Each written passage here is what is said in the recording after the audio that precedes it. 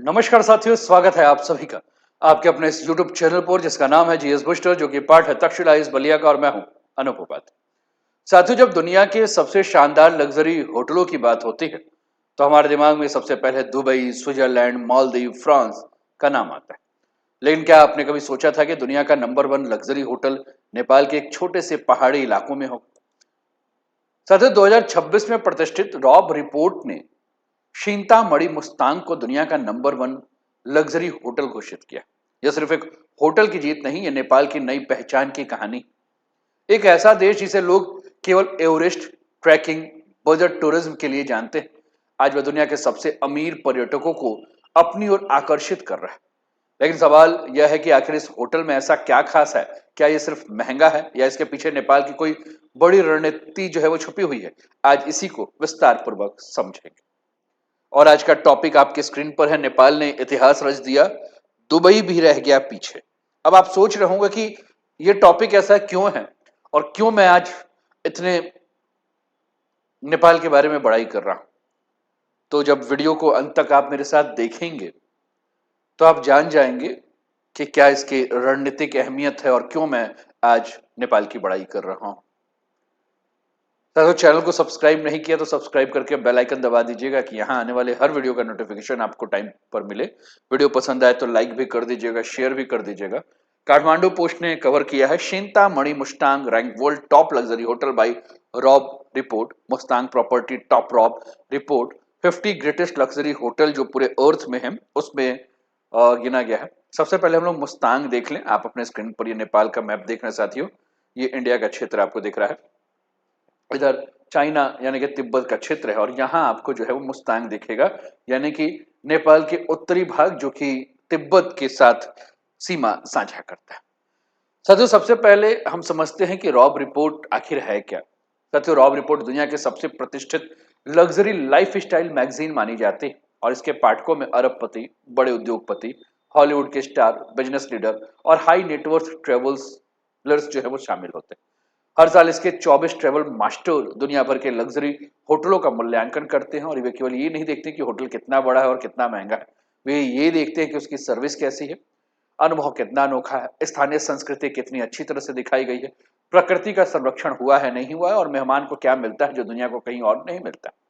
2026 की सूची में दुनिया के कई प्रसिद्ध होटल शामिल थे, लेकिन पहला स्थान नेपाल के शिंतामणि मुस्तांग को मिला, और यही वजह है कि पुरस्कार पूरी दुनिया में चर्चा का विषय बन गया। अब मैप में मैंने आपको मुस्तांग दिखाया, आपने मुस्तांग देखा, और मुस्तांग को जब आपने देखा तो ये देखा कि असली कहानी शिंतामणि मुस्तांग की अगर आपको समझना है तो सबसे पहले इसके ज्योग्राफिकल लोकेशन, भौगोलिक जो इसका पूरा विस्तार है, भौगोलिक जो स्थिति है वो देखना बहुत जरूरी है। तो आपने देखा कि यह नेपाल के उत्तर पश्चिम हिस्से में आपको देखने को मिल रहा है और तिब्बत के साथ ये सटा हुआ है, पहाड़ी इलाका है, और ये सिर्फ एक पर्यटन स्थल नहीं है बल्कि इतिहास, संस्कृति और प्रकृति का अनोखा संगम यहाँ है। सदियों तक ये इलाका बाहरी दुनिया से लगभग कटा रहा। यहाँ आने की अनुमति भी बहुत सीमित थी, और यही कारण था कि मुस्तांग को दुनिया भर में द लास्ट फॉरबिडन किंगडम यानी दुनिया का आखिरी प्रतिबंधित राज्य कहा जाता था। आज भी जब मुस्तांग लोग पहुंचते हैं तो ऐसा महसूस होता है जैसे समय कई 100 साल पीछे हो गया है। चारों तरफ अगर आप कुछ देखें तो आपको केवल आसमान को छूते हुए बर्फ के हिमालय पर्वत दिखेंगे। सूखी लेकिन बेहद मनमोहक यहाँ आपको घाटियां जो है वो देखने को मिलेगी, जिनका रंग हर मौसम में जो है वो बदलता हुआ दिखता है। हजारों साल पुराने बौद्ध मठ जहां आज भी प्राचीन परंपराएं जीवित हैं, तिब्बती संस्कृति, भाषा, भोजन और जीवन शैली की गहरी झलक यहाँ देखने को मिलेगी। दुनिया के सबसे स्वच्छ हवाओं में से एक, और ऐसा शांत वातावरण जहां केवल हवा की आवाज और प्रार्थना के झंडे जो हैं वो सरसराहट करते हुए सुनाई देते हैं। और यही वजह है कि मुस्तांग आने वाले लोग सिर्फ फोटो खींचने या छुट्टियां बिताने नहीं आते, वे यहाँ एक अनुभव लेने आते हैं कि और प्रकृति को जो है वो महसूस करने आते हैं, हिमालय की शांति को जीने और सदियों पुरानी संस्कृति को करीब से देखने आते हैं। और आज जब दुनिया तेजी से शहरीकरण और भीड़ भाड़ की ओर बढ़ रहा है, तब मुस्तान जैसी जगह और भी अधिक मूल्यवान बन जाती है। यहाँ लग्जरी का मतलब सिर्फ 5 सितारा होटल जैसी सुविधाएं नहीं, बल्कि शांति, सन्नाटा और स्वच्छ प्रकृति और सांस्कृतिक विरासत भी। और यही मुस्तान की सबसे बड़ी ताकत है। शायद इसी वजह से दुनिया के सबसे अमीर और लग्जरी यात्रा पसंद करने वाले लोग भी अब इस छोटे हिमालयी क्षेत्र की ओर आकर्षित हो रहे हैं। लेकिन सवाल यह है कि इतने दूर और कठिन इलाकों में ऐसा कौन सा होटल बना है जिसने दुनिया के सबसे बड़े लग्जरी विशेषज्ञों को भी हैरान कर दिया है। तो अब आइए हम चिंतामणि मुस्तांग की कहानी को विस्तार से समझते हैं। साथियों, आखिर सबसे बड़ा कारण क्या है कि ये दुनिया का नंबर 1 लग्जरी होटल में जो है वो चिंतामणि मुस्तांग जो है वो देखने को मिल रहा है। इसके पीछे क्या कारण है ये जानना हमें जरूरी है। ये आप एक मैप देखिए जिसपे आपको ये इमेज समझ में आ रही होगी, और यहाँ अगर आप देखेंगे तो यहाँ के दीवारें जो है वो सोने की नहीं है, ना ही ये दुनिया का सबसे महंगा होटल है। फिर भी इसकी खासियत जो है वो, होटल की जो सबसे बड़ी खासियत वो इसकी लग्जरी नहीं बल्कि उसकी सोच। आज दुनिया के कई बड़े लग्जरी होटल अपनी भव्य इमारत, हजारों कमरे और विशाल रिजॉर्ट के लिए जाने जाते हैं। चिंतामणि मुस्तांग ने बिल्कुल अलग रास्ता चुना है। यहाँ सैकड़ों कमरे नहीं बल्कि केवल सीमित संख्या में लग्जरी स्वीट्स बनाए गए हैं ताकि हर मेहमान को व्यक्तिगत अनुभव मिल सके। यह होटल भीड़ नहीं चाहता। यहाँ का सिद्धांत है कम मेहमान लेकिन सर्वोत्तम का अनुभव। और यानी यहाँ आने वाला हर व्यक्ति सिर्फ एक ग्राहक नहीं बल्कि एक विशेष अतिथि होता है। सबसे पहले जब सुबह आप आंख खोलेंगे तो आपको सामने और कुछ नहीं दिखाई देगा हिमालय का अद्भुत दृश्य, बर्फ से ढकी चोटियां, शांत घाटियां और बिल्कुल स्वच्छ हवा जिसको शब्दों में बयां करना आसान नहीं। लेकिन अनुभव यही नहीं खत्म होता। यहाँ मेहमानों को स्थानीय लोगों के साथ समय बिताने, उनके संस्कृति को समझने और सदियों पुराने तिब्बती परंपराओं को करीब से देखने का अवसर भी मिलता है। अगर कोई मानसिक शांति चाहता है तो उसके लिए योग, मेडिटेशन, स्पा और वेलनेस थेरेपी सुविधाएं जो हैं वो यहाँ आपको देखने को मिलेगी। यानी कि हिमालय का पूरा खजाना जो है वो आपको यहीं छुपा हुआ मिलेगा। साथियों, यदि कोई मुस्तांग को गहराई से समझना चाहता है तो उसके साथ निजी गाइड होते हैं जो सिर्फ जगह नहीं दिखाते बल्कि वहां के इतिहास, संस्कृति और परंपराओं को भी समझाते हैं। खाने की बात करें तो यहाँ केवल अंतर्राष्ट्रीय व्यंजन नहीं बल्कि स्थानीय हिमालयी भोजन को भी विशेष महत्व दिया गया है। यानी मेहमान सिर्फ स्वाद नहीं बल्कि मुस्तांग की संस्कृति का भी अनुभव करते हैं।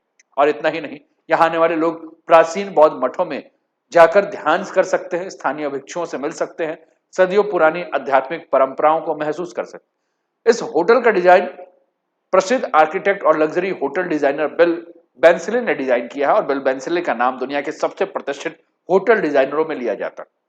उनकी खासियत यह है कि वो किसी भी होटल का केवल सुंदर इमारत नहीं बल्कि उसे उस क्षेत्र की संस्कृति, प्रकृति और इतिहास के साथ जोड़ जाते हैं।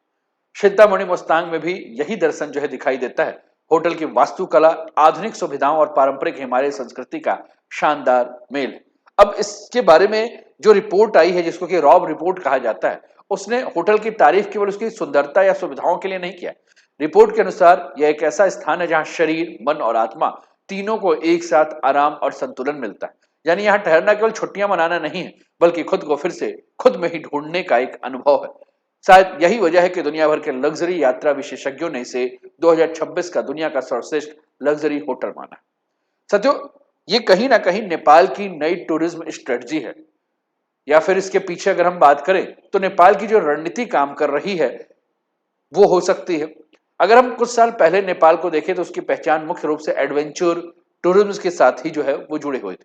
दुनिया भर के लोग नेपाल आते थे, माउंट एवरेस्ट पर चढ़ाई करते थे, अन्नपूर्णा या अन्य जो भी हिमालय के ट्रैक है उन हिमालय ट्रैक को पार करते थे, रिवर राफ्टिंग करते थे, पैराग्लाइडिंग करते थे,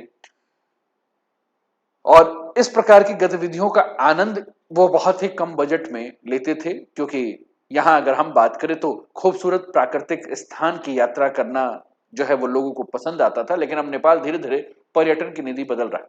अब उसका लक्ष्य केवल अधिक से अधिक पर्यटकों को बुलाना नहीं है, उसकी नई सोच है high value low volume tourism. यानी कि कम ही पर्यटक आए लेकिन अधिक खर्च करें और स्थानीय अर्थव्यवस्था को ज्यादा लाभ पहुंचाए। और यह मॉडल दुनिया के कई सफल देशों ने अपनाया है। जैसे कि अगर हम भूटान की बात करें तो यहाँ नियंत्रित पर्यटन नीति ही लागू है। मालदीव की बात करें तो यहाँ लग्जरी रिजॉर्ट आधारित पर्यटन विकसित किया गया है। स्विट्जरलैंड की बात करें तो वहां गुणवत्ता और प्रीमियम अनुभव पर विशेष जोर दिया गया है। नेपाल भी अब उसी दिशा में आगे बढ़ रहा है, और इस रणनीति के कई फायदे हैं। पहला कि आप स्थानीय संस्कृति और परंपराओं पर भीड़ का दबाव कम करेंगे। दूसरा, पर्यावरण को कम नुकसान पहुंचाएंगे। तीसरा, कम संख्या में आने वाले पर्यटक भी स्थानीय होटल, गाइड, हस्तशिल्प, परिवहन और स्थानीय व्यवसाय पर अधिक खर्च कर सकते हैं जिससे स्थानीय लोगों की आय बढ़ेगी।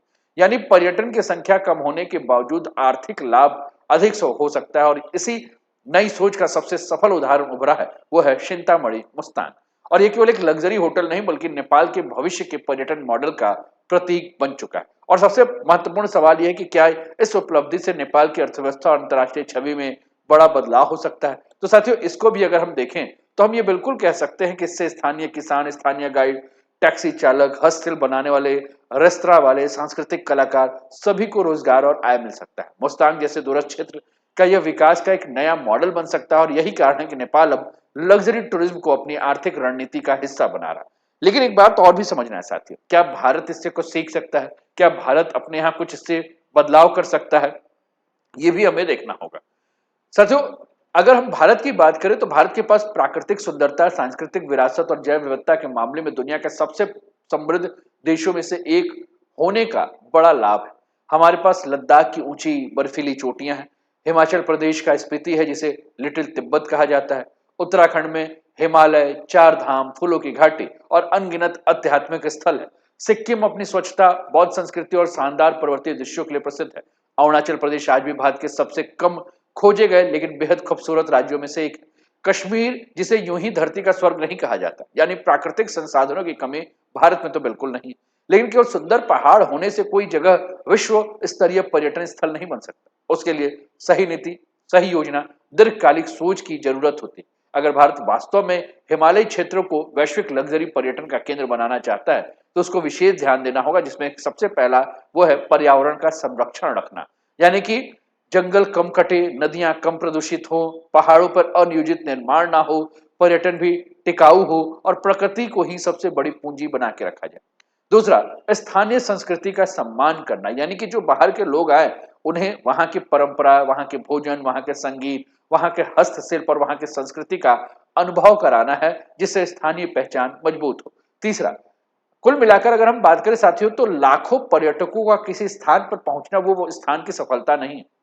कई बार कम संख्या में आने वाले पर्यटक भी अधिक खर्च करते हैं और जिम्मेदार पर्यटक स्थानीय अर्थव्यवस्था को कहीं अधिक लाभ पहुंचाते हैं, पर्यावरण पे नकारात्मक दबाव कम करते हैं। और सबसे बड़ी चीज है कि दूर दराज के क्षेत्रों में अच्छी सड़कें बनेंगी, भरोसेमंद इंटरनेट होगा, गुणवत्तापूर्ण स्वास्थ्य सेवाएं होंगी, स्वच्छता और आपातकालीन सहायता जैसी सुविधाओं का जो है वह बढ़ावा हो जाएगा। तो कुल मिलाकर जो है इससे और बढ़िया होगा। अगर भारत इन चार क्षेत्रों में गंभीर काम करे तो लद्दाख, स्पीति, उत्तराखंड, सिक्किम, अरुणाचल प्रदेश, कश्मीर जैसे हिमालय क्षेत्र न केवल दुनिया के प्रमुख लग्जरी इको टूरिज्म गंतव्य बन सकते हैं, बल्कि लाखों स्थानीय युवाओं के लिए रोजगार, उद्यमिता, आय के नए अवसर भी पैदा कर सकते हैं। यानी कि कुल मिलाकर अगर हम बात करें तो भारत के लिए इससे महत्वपूर्ण सीख यही मिल रही है कि प्राकृतिक सुंदरता को बचाते हुए गुणवत्ता आधारित पर्यटन विकसित करना भी भविष्य की दिशा में अच्छा हो सकता है। साथियों, चिंतामणि मुस्तांग की यह उपलब्धि सिर्फ एक होटल की जीत नहीं है, बल्कि नेपाल की नई वैश्विक पहचान है और इसने साबित कर दिया है कि आज की दुनिया सिर्फ लग्जरी नहीं बल्कि आज की दुनिया जो है वह प्रकृति, संस्कृति और अनोखे अनुभव को महत्व देती। अब सवाल आपसे है, क्या भारत भी लद्दाख, उत्तराखंड और हिमालयी क्षेत्र में विश्व स्तरीय लग्जरी टूरिज्म विकसित कर सकता है? आप अपनी राय कमेंट में हमें जरूर लिखें और कैसा लगा ये सेशन ये भी बताएं। नेपाल से देखने वाले जो भी व्यूअर्स हैं वो आप ये बताइए कि आपको कैसा लग रहा है कि आपका देश और आपके देश का एक क्षेत्र मुस्तांग, जो कि अभी तक बहुत ज्यादा ढूंढा नहीं गया है, अभी तक नेपाल के लोग ही उससे परिचित नहीं है, वह विश्व का नंबर 1 पसंदीदा स्थान बन चुका है टूरिज्म का। कैसा लग रहा है आप लोग को ये भी आप बताएं। तो साथियों, मिलते हैं फिर अगले वीडियो में। तब तक अपना ध्यान रखिए। चैनल को सब्सक्राइब नहीं किया सब्सक्राइब कर दीजिए, पसंद आया हो तो शेयर भी कर दीजिए, लाइक भी कर दीजिए और जय हिंद, जय भारत।